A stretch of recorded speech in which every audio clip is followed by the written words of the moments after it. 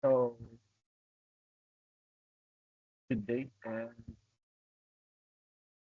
this is just the continuation of the theory of economic growth, the classical and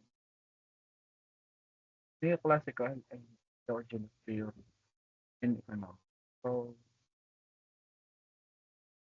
in the continuation, the next theory that we will talk about is the neoclassical theory. Yun,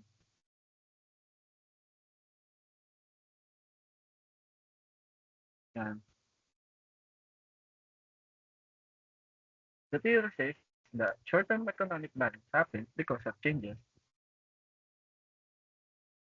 the amount of labor, the worker capital machine, and capital which is the machine. So dito, invested tayo sa dalawang concepts is yung labor which is the workers and the machines which is the capital. Yun yung magiging capital natin. And it also argues that technology plays a big role in how the economy works. Right? All three factors can be merged. Labor, capital, and technology are needed for long-term growth. Short-term balance doesn't depend on them. The short-term and long-term balance are different. So talaga na, dito makikita natin na tama yung statement na magkaiba talaga yung short-term, long-term growth kapag pagdating sa economics. So dito, kapag nakuha natin yung tatlong factor which is the labor, capital, and technology, talagang makakakuha tayo dito ng long-term growth. And another statement dyan is that economic growth focuses on how the economy grows over time based on factors like capital, labor, and technological progress. So dito, makikita natin na yung pinaka-concept niya is capital accumulation, labor growth, and technological progress. Accumulation, more investment in capital like factories equipment leads to more production. So, totoo naman yun. Makikita naman natin na pag nag-invest tayo sa madaming factories and equipment, mas madami yung production na mangyayari. Eh, sa labor growth naman, kapag mas madaming workers, mas madaming mapuproduce. Mas magiging productive. Ayun yung tinatawag na increasing return to scale. Kung di ako nagkakamali. And another is the technological progress. New technology can make workers and more productive, driving growth. So dito, magko-combine na yung labor growth mo and yung technological progress mo. Kasi kung mangyayari dito, meron ka labor, meron ka pa technology. So kapag pinag-combine mo, parang it's either pwede siyang maging fluid or pwede rin mag-cause ng inconvenience kasi yung manpower mo is pwede palitan na lang ng technological advancement. So, another concept is that neoclassical theory also believes in the concept of diminishing return, meaning that after a certain point, simply adding more capital or labor doesn't lead to proportional increases in output. So, yun yung sinasabi ko kanina na increasing return to scale. So, ito vice versa na siya. Hindi palagi increasing return to scale ang nangyayari. Pwede rin siya magkaroon ng diminishing return kapag nag-add ka pa ng, for example, technology. Parang hindi na mas ganun kalaki yung patong nung production, nung product na makukuha mo eh. Uh, ba? So, dito, parang makikita na natin na yung neoclassical theory is uh, how do I put this? It relies on the labor growth, capital accumulation, and technological progress. So this is the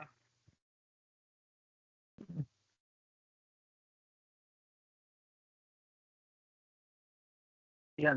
Ito yung graph makikita. And proceed na tayo sa next theory is the endogenous growth theory. So dito, endogenous growth theory is an approach to economic growth that emphasizes factors within the classical economy as the primary drivers of growth, unlike the neoclassical theory, which binubyo niya is yung technological progress as an external factor. Endogenous growth theory explains how innovation and knowledge creation come from within the economy itself, driven by investments in human capital, research and development. So dito, pero similarity naman ang mangyayari. Kasi katulad sa neoclassical theory, merong similarity ang endogenous dito kasi ito rin ay nag-iinvest sa labor market, labor growth, capital accumulation, and knowledge and technology. Kumbaga, papalitan natin ng technology and innovation and research and development and capital. Yun yung parang pinaka concept ng endogenous theory. Kasi dito, sabi, human capital, education, skills, and knowledge of workers are crucial to driving economic growth, which is tama naman. Kapag mas productive at mas magaling yung mga laborer mo is parang yun yung magiging driver ng economic growth. And this theory suggests that investing in human capital leads to greater productivity and innovation, which in turn fuels growth. So, just like I said, kapag mas skilled and mas knowledgeable yung kada workers mo is parang sila na mismo yung magpupush ng economic growth. And next is yung technology and innovation. Katulad sa neoclassical theory, investment in technology is a must in this theory.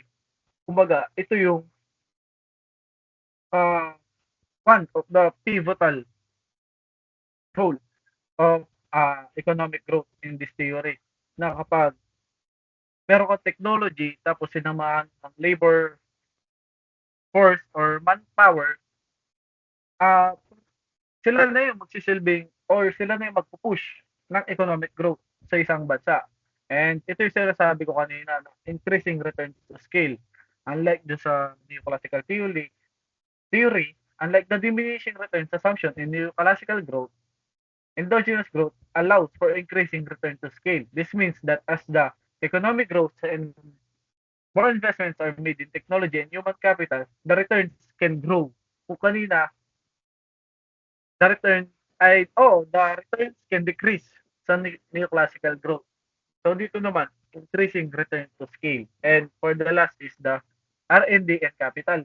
Dito naman kasi, investment in research and development is viewed as a key driver of growth. R&D leads to new products, processes, and improvement that increase productivity and create new markets. In essence, endogenous growth theory suggests that economic growth is driven by internal factors such as innovation, human capital, and investment in knowledge, with increasing return to skill playing a major role in sustaining long-term growth. So, to summarize and to sum up, every theory that I discussed was important in economic and parang relevant pa rin. Parang, oo. Kasi may mga countries na they solely rely on technology just like Japan, Korea. Parang sila yung kilala kapag pagdating sa innovation na technology nila. At saka makikita naman natin sa result na talagang yung economy nila is productive dahil sa technology kasi yung technology nila is hindi lang naman para sa kanila eh. Kaya nakilala din sila kasi paano ba to? Kasi nai-import ay oo, hindi, na-export yung mga technology nila sa iba't ibang bansa. Kaya sila nakikilala eh. Yun. So, to sum it up, neoclassical and endogenous theory are similar but different in terms of economic growth. Yung isa, ang similarities nila is yung technological advancement eh.